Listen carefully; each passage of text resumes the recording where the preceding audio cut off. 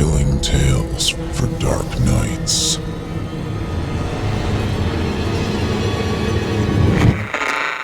Want to make sure you never miss a Chilling Tales for Dark Nights video again? Be sure to subscribe and hit that bell to turn on notifications. The following interactive performance is a first-round entry in Chilling Tales for Dark Nights 2025 Evil Idol voice acting competition. And you, listener, get to help decide who advances to round 2. Voting is simple. Following the performance, simply click the thumbs up icon on this video if you'd like this contestant to move forward, or the thumbs down if you'd like to see them be eliminated. Voting on this entry will conclude 1 week after the date of its posting. Thank you, and good luck to all of our contestants. As a freelance convention planner, I stay at mainly hotels over the course of a year. I spend about a week per trip in an all-expense-paid suite of my choosing, doing nothing but studying the location and interviewing the staff on hand to get a feel for the hotel and its traffic. I then spend another week organizing the event and ensuring my client is satisfied with my plans. There's a little more to it, but that's the overall gist of the job. If you can get over the constant jet lag, it's not a bad gig.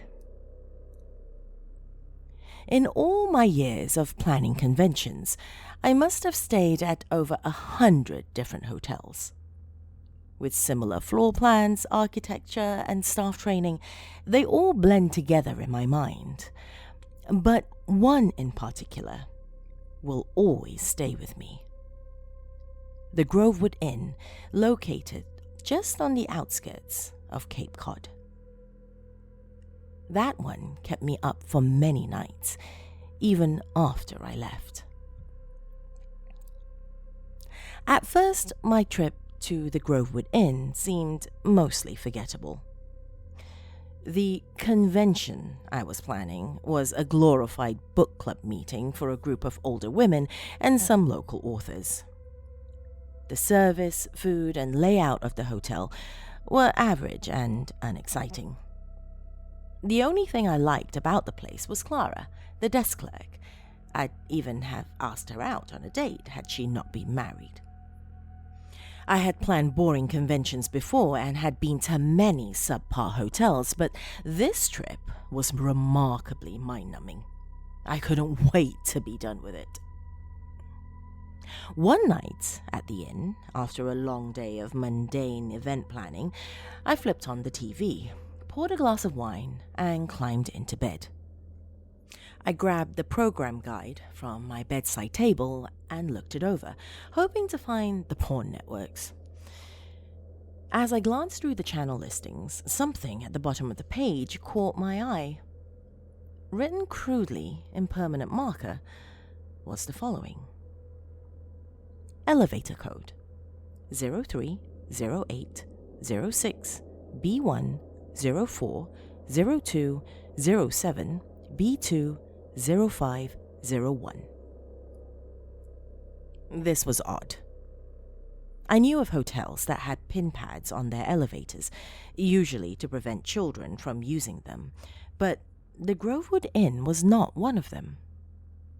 Plus, most pin pad elevators only required a 4-digit code.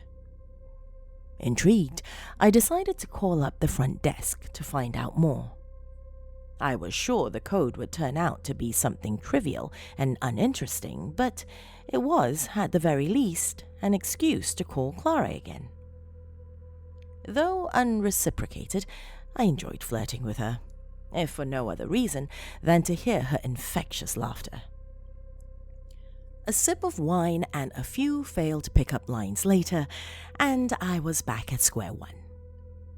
Clara didn't know anything about it, claiming there were no devices in the entire building that would require a code like that, much less one of the elevators. She did, however, point out that the numbers in code aligned with every floor of the hotel. 1 through 8, plus the 2 basement levels. We both found this odd, but ultimately couldn't make sense of it. After getting off the phone with Clara, my curiosity got the best of me. I left my room, walked over to the elevator, and stepped inside. I then pressed the buttons in the order they were written on my channel guide, just to see if anything would happen.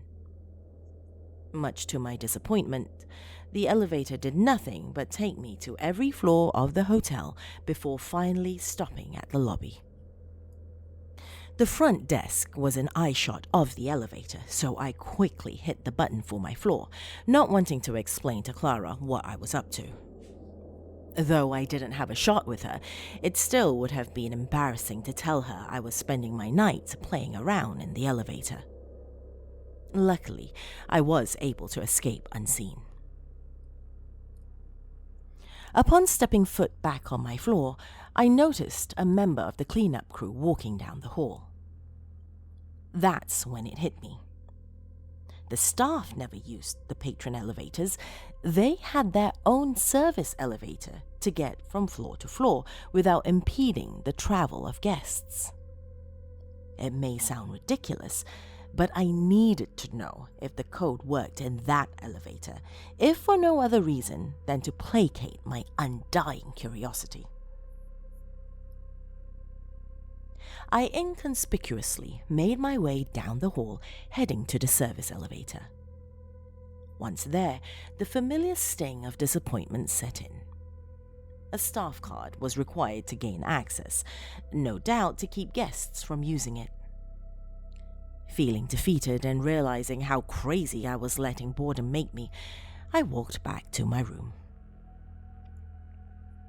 After a few more glasses of wine, I drifted off and entered a long, peaceful, alcohol-induced slumber. I awoke many hours later to sunlight flooding my room and the familiar sound of a vacuum next door. Cleanup is always in full force early in the morning at hotels. When the initial grogginess of waking up wore off, something came to mind. Something that caused me to jump to my feet and immediately exit my room. There, in the middle of the hall, was the cleaning cart, and there was no staff in sight. Hanging from a lanyard was the maid's staff card, ripe for the taking. This was it. This was my chance. Maybe it was the slight hangover I had, or perhaps it truly was the monotony of planning a less than exciting convention, but I grabbed that card and ran to the service elevator like it was the last chance I had at having some adventure during my trip. Something about that code was calling to me. It was a mystery I desperately felt the need to solve. Upon swiping the maid's card and entering the elevator, I quickly punched the code and waited. At first, nothing happened. The elevator didn't move, but the buttons all remained illuminated. I thought that maybe I somehow busted the thing, but the preceding moments proved this theory wrong. Without warning, the elevator raced up the heights of the hotel, ascending much faster than normal. The digital readout above counted the floors up to 8 and then kept going until it reached 12. This was bizarre, as the Grovewood Inn only had 8 floors, and there was no discernible reason the elevator should have been able to reach that height. By all accounts, I would have been in the sky by that point. After a few moments, the elevator door opened, revealing behind it a grand ballroom, the likes of which I'd never seen before in any of the hotels I'd been to. Victorian-era chandeliers hung from the ceiling, beautiful silk banners danced from wall to wall, and hundreds of people dressed in old-fashioned attire and elegant faceware waltzed about as a large band played a catchy tune. My jaw was on the floor. It's hard to explain, but a romantic fog filled the air. I watched as masked patrons danced in unison and partook in lavish festivities, completely oblivious to my presence. For a moment or two, I completely forgot about the hotel below, awestruck by the scene before me. Something about it was absolutely intoxicating. Just as I was about to step out of the elevator, the music stopped. All at once, the ballroom guests turned around to face me and held their gaze with mine, almost as if peering into my very soul. It became quickly apparent that I was not welcome there. An uninvited and unwanted visitor in a room I was never supposed to reach. It was clear to me that it was time to leave.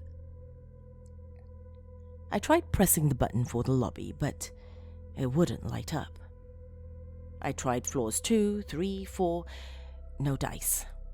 The elevator was stagnant, and I was trapped.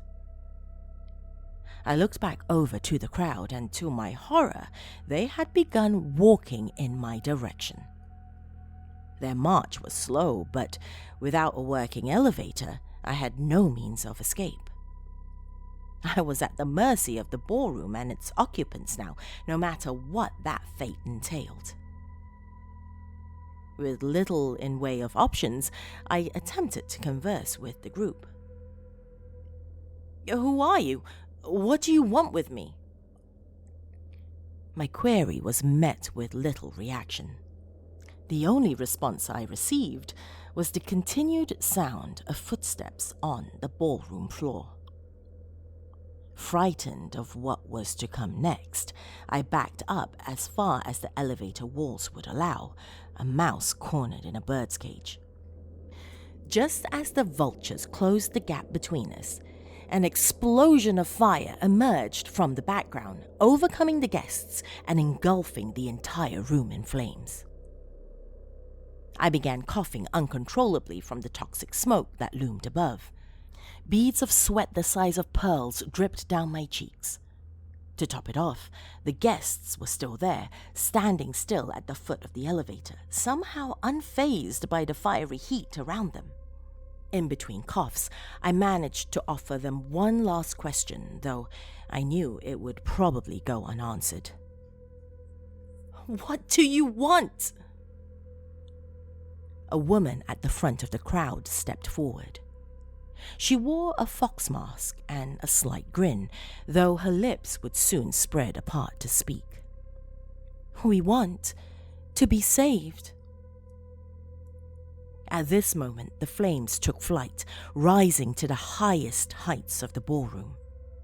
Molten skin dripped from the woman's frame like candle wax as her features morphed into a gruesome arrangement of congealed flesh and bubbling blisters. "Won't you save us?" In a grotesque slur of unnatural movement, the woman stumbled in my direction, arms outstretched. I stood still in terror as her burnt fingers made their way to my neck. Just as she was about to make contact, the doors shut behind her and the lights went out. The bulb in the elevator, the fire in the ballroom, it was all gone. The energy around me had dissipated abruptly, leaving nothing but pitch blackness in its place. Somehow, I was alone.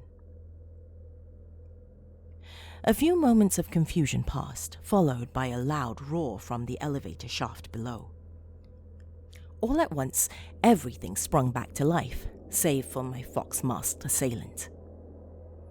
As the elevator dropped, I watched the digital readout count backwards from 12. Eventually, I was back in familiar territory, safe and sound on the ground floor. Before the doors could fully open, I made a mad dash for the front desk. "Clara! Hey, what's got you so frazzled? And what are you doing in the service elevator?" If I told her what I'd seen, she'd think I was crazy. Instead, I composed myself and asked for some information. Did this hotel ever have a 12th floor? Clara looked very surprised by my question. Yes, it did. The Grovewood Inn was originally almost twice this height, but a lot of it burned up in a bad fire, so it had to be reconstructed. The top floor was a ballroom, but it was a very long time ago. She pointed at a framed picture on the wall behind her, dated 1913. Why do you ask? No reason. Just curious, that's all. I promptly made my way back to my room and reflected on everything. I wondered if I'd seen the picture without realizing it and dreamed up my elevator escapade. I discarded this thought rather quickly, sure that I was wide awake when it happened. I thought it might have been something in the wine, but that was equally unlikely. There was no logical explanation for what occurred. And that's about it. I never found out exactly what happened that day in the hotel. I mustered up enough courage to try the code again, but it didn't work. It seems I was allowed a one-time glimpse into the past, a look at what was before and what might still be today had the hotel not been partially destroyed. I only wish I could have taken part in the festivities before things went sour. Perhaps I could have somehow prevented the fire and saved the patrons, just like the fox-masked woman wanted. All I can do now is look back on that day, completely bewildered, as I plan my next convention. Thank you for listening. I'm your host, Steve Taylor, reminding you that if you haven't already, don't forget to cast your vote for this contestant via either a thumbs up or a thumbs down vote. New entries will be posted throughout this month. Be sure to tune in and vote for each of them and help decide who becomes the next evil idol. Until next time, turn off the lights and turn on the dark.